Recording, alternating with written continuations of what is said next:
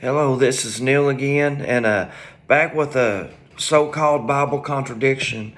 A lot of atheists will tell you, a lot of skeptics will tell you that there's a contradiction in Genesis 1 and 2. Is there conflicting creation accounts in Genesis 1 and 2?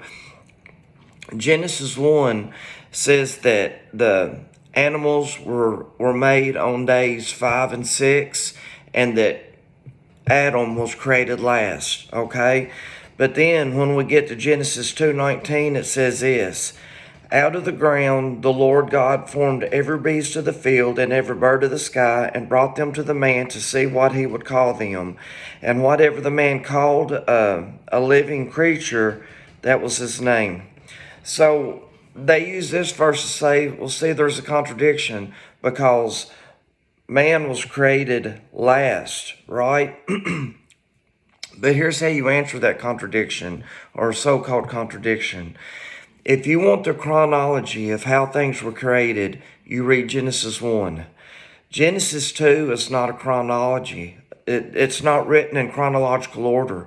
Genesis 2 focuses in on day 6.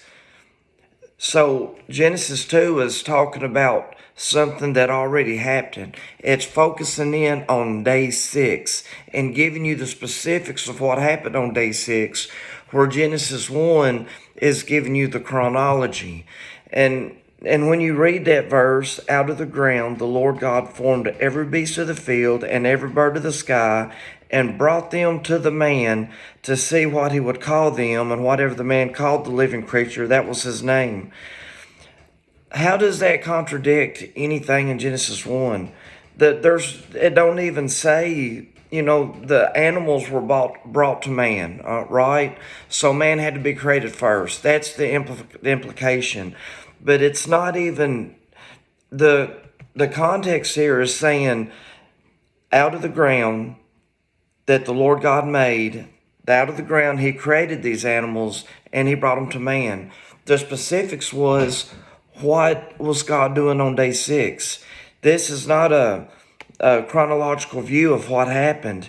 That's why some of your newer Bible translations translates that different, because they understand the verb tense of Genesis 2.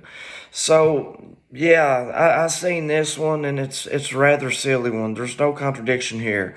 You want to know when things were created? Go to Genesis 1. That's the chronology. If you wanted the specifics of what happened on day 6, then you go to Genesis 2. Genesis 2 is focused in on day 6, and it's not a retelling of the creation event. Okay, I hope that helped you.